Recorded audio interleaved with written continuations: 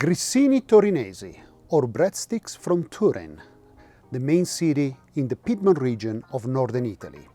These are classically served in an Italian restaurant in place of bread before you start eating. They're placed in the middle of the table, but they're getting popularity also in the United States. Another way that you can use them is you wrap a little bit of prosciutto crudo around the breadstick and you serve them as appetizers. Very easy to make. The ingredients are the usual for bread: water, yeast, salt. In this case, we're going to add honey and also olive oil, as well as some aromatics like rosemary and eventually salt on the outside. To start, we take our water, take the honey, add it to the water.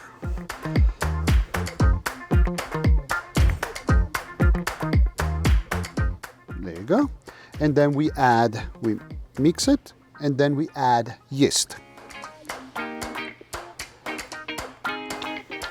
We mix it well, have it all dissolved,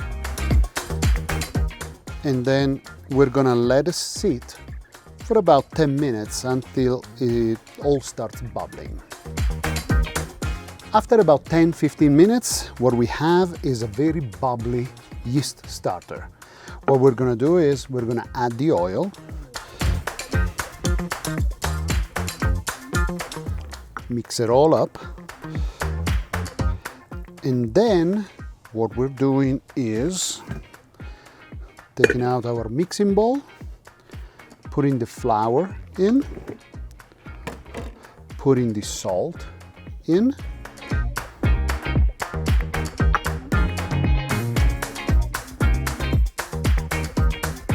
we're gonna put also the aromatics, which in this case is the rosemary, very chopped, finely chopped. What I like to do is to mix this nicely with my hand so it's all mixed up. As you can see it's nice and mixed. Voila, we add the liquid. Very simple. I start mixing a little bit with my spatula.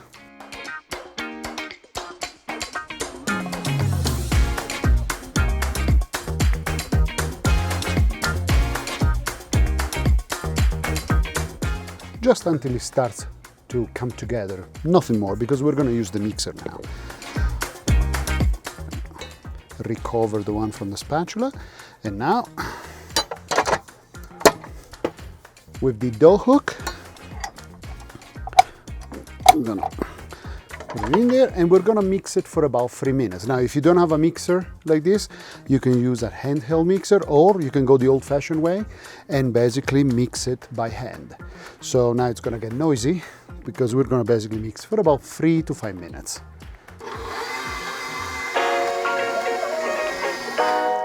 After about 5 minutes, 3 to 5 minutes, the mixing is done, and what we're gonna do is we're gonna take our dough out. Even the bees are gonna like breadsticks, and we're gonna do a final little hand mix just to bring it all together.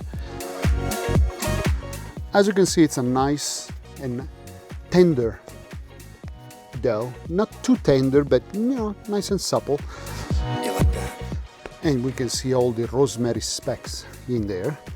What we're gonna do is take my container. Now, you could leave it in the bowl, cover it with saran wrap, call it a day, wait until it doubles inside. What I like to do is use a container like this that's got measurement on it, so that I know exactly when it's double the size. I put some oil inside, and what I do, I just coat the whole dough in the oil, and that's it. We just cover it up. You know what I mean? We know that it's just about on 1/4 of the size, so once it's closer to this level, we're gonna be ready for the next step. After about an hour and a half, the dough, as you can see, doubled in size. We were at about less than a quarter, and now it's basically almost 2/4. So what we're gonna do is, we're gonna take the dough out. The smell of rosemary and yeast is perfect. And we're gonna flatten it on our work surface, a floured work surface.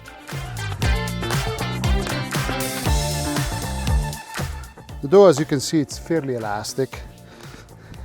So I'm gonna flatten it to roughly the size that I want the grissini, the breadstick, to be at.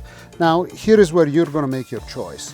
You can go with a thin grissino, like I prefer, or you can go with a fat one. And this is where you decide the thickness.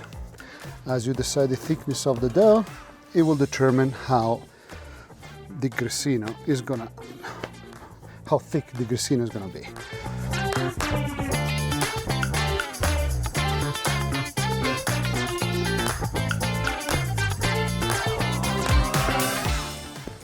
If by any chance the dough developed a little bit too much gluten, and when you're flattening it at this point, it kind of tends to go back, then you can kind of let it sit here, cover it with some saran wrap and let it relax for like 5-10 minutes, and then you come back and you flatten it more. I think in this case, with this hydration and the olive oil inside, you shouldn't have that problem. As you can see, this one is not really going back.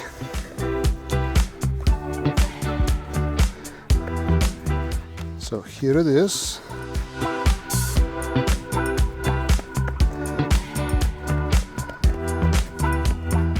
That's about the length that I want this to be at. And what I'm gonna do now is I'm gonna put some salt on this sheet pan.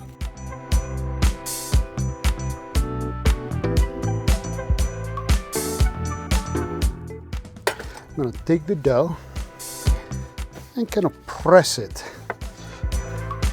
down into the salt. Then I'm gonna take it out, put some salt again,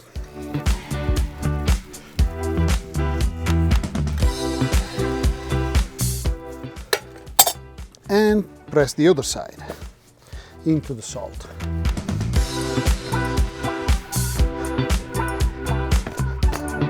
This way you have a rosemary salt breadstick.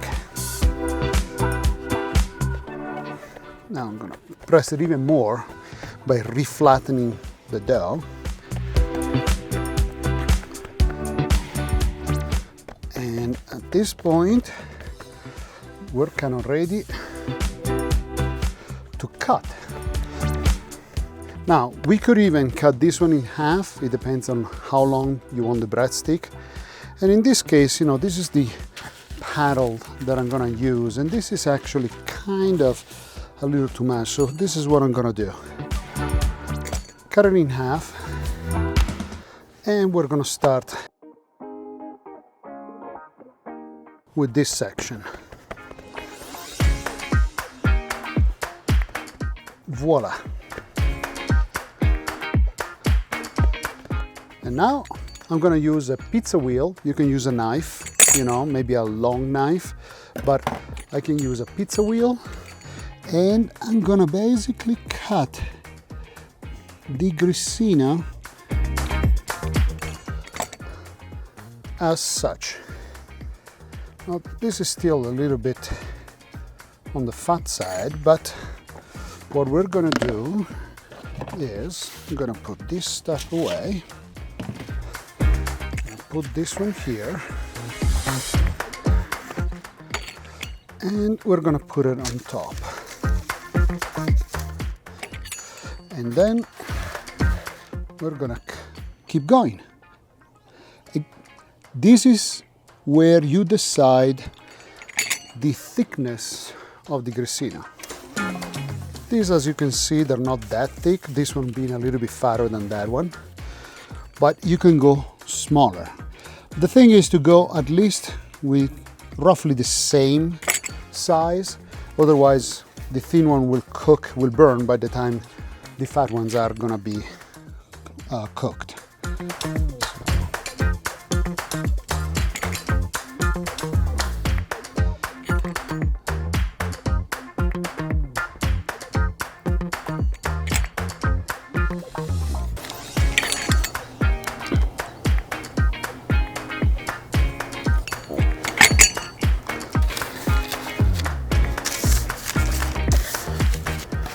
Try to put them together but still have some space between each grissino.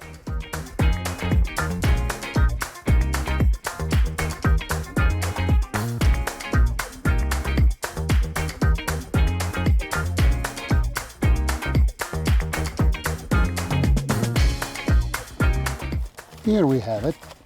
We have pretty much a full tray right now. And we're gonna go to the oven. I'm gonna cook these breadsticks, these grissini, in an Ooni Max oven. Now, you can cook them in a regular oven at 450 degrees. On the Ooni Max, I actually prefer to go around 400, 410 degrees because they got the flames coming on top and there's always a risk that the grissini are gonna get burned. So, to put the grissini in on this oven, you know, you can't really push it as much as a pizza, otherwise they're gonna get all together. So what I like to do is use my trusty extensible fork and then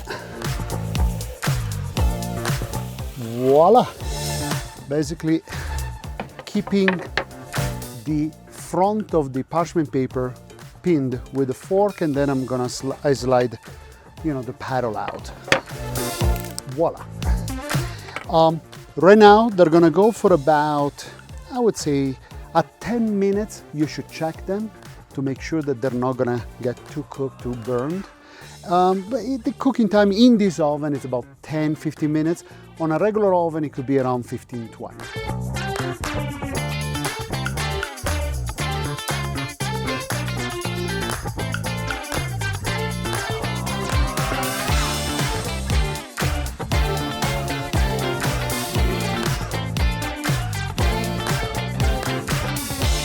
After about 10 minutes, they should be ready. So I'm gonna use a metal paddle because it's thinner to go under the grissini, grab the parchment paper, slide them on, and voila! Grissini Torinesi, breadsticks from Turin.